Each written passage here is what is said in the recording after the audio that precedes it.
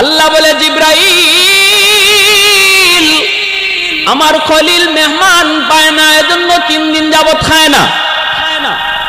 তাড়াতাড়ি করে তোমরা 3 জন ফেরেশতা মানুষ রূপে হাজির হও মেহমান হইয়া। সুবহানাল্লাহ জোরে বলেন। জিব্রাইল আমিন মানুষের সুরত ধইরা 3 জন মেহমান হইয়া যখন ইব্রাহিম খলিলের কাছে আসলেন, তিনি মেহমান পায়া বড় খুশি, সাথে সাথে নিয়ে আসলেন খানা হাজির। খানা খাইতে বসবেন বল আল্লাহর খলিল 3 দিন তিনি উপবাস, মেহমান পাইছেন, খাঞ্চার ভিতরে খানা নিয়ে বসছেন এক খাঞ্চায়। তারা তো মানুষ নন, তারা হলেন ফেরেশতা, তারা তো খাওয়া কি জিনিস চিনে না। ফেরেশতারা খায়? হ্যাঁ, মূলত খাইতে আসেন নাই, খাওয়াইতে আইছেন, ঠিক কি না? আল্লাহ পাঠাইছে, যাও খাওয়ান লাগতো না, আমার বন্ধুরে গে খাওয়া, কারণ মেহমান ছাড়া তো খায় না। ইরাক থেকে রওনা দিচ্ছেন ভাইরা বন্ধুরা, রাস্তায় তিনি দেখেন বিরাট আসর, মাঝখানে এক রাজ্য, মানুষগুলা সাজে সুজে হাজির, সুন্দর সুন্দর যুবক সেজে গুজে হাজির। কি ব্যাপার? আজকে রাজার মেয়ে স্বামী চয়েস করব, স্বামী, এজন্য আমরা প্রত্যেকে প্রার্থী হয়ে হাজির হয়েছি। রাজার মেয়ে আজকে স্বামী চয়েস করব, কারণ রাজার মেয়ে ইব্রাহিম পয়গম্বরের বিবি সারা, তিনি একজন বাদশার মেয়ে, বাদশা মেয়েকে বিয়ে দিতে চায়, কিন্তু বিবি সারা তিনি কাউকে পছন্দ করেন না। কেমনে পছন্দ করবেন রে যুবক?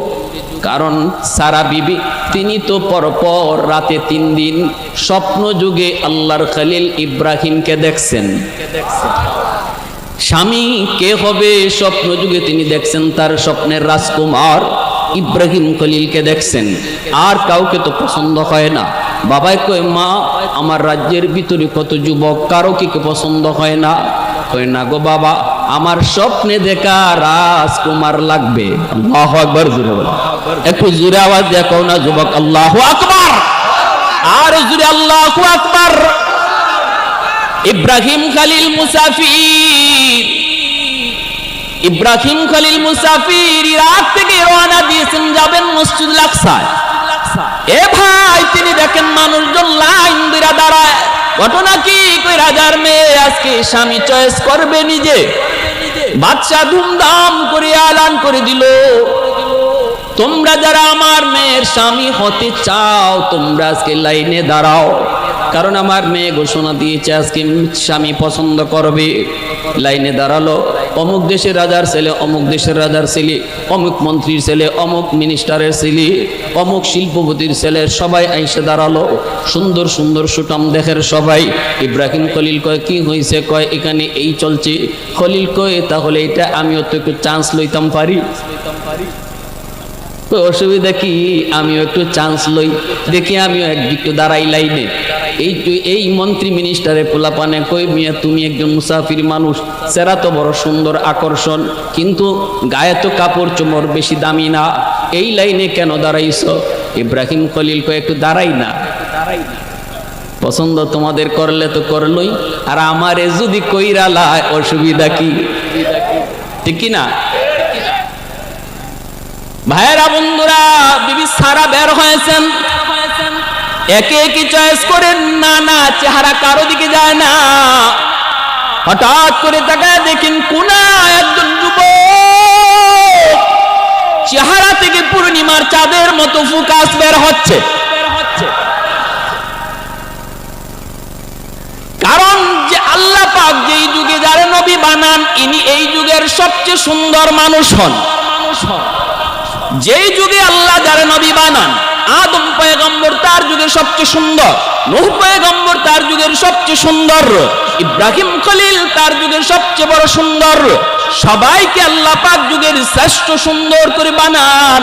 আর আমার আপনার নবী এত সুন্দর, এত সুন্দর, জান্নাতেও আমার নবীর চেয়ে কেউ সুন্দর হবে না। আওয়াজ আসতে আরো জোরে সুবহানাল্লাহ, আরো জোরে সুবহানাল্লাহ। হযরত হাসান রাদিয়াল্লাহু তাআলা আনহু নবীর একজন সাহাবী, তিনি আমার নবীর সুন্দরের প্রশংসা করে বলেন, মা আহসানা লাম তারাকাতু আইনি ওয়া আজমালা মিনকা লাম তালিদিন নিসাউ খুলিকতা মুবাররাআম মিন কুল্লি আইবিন কাআন্নাকা খুলিকতা কামা তাশাউ। তিনি বলতেছেন, নবী গো, আপনার চেয়ে সুন্দর আমার চোখ কাউকে দেখে নাই, আপনার চেয়ে সুন্দর কোনো মা সন্তান জন্ম দেয় নাই।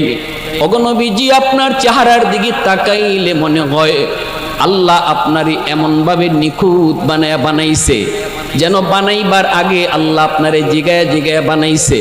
বন্ধু, তোমার চোখ বানাবো, কেমনে বানালে তুমি খুশি বলো?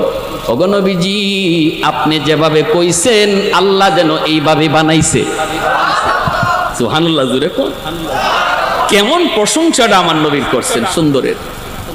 ওগো নবীজি, আপনার চুল আল্লাহ বানাইবো যেন আপনারে জিগাইছে।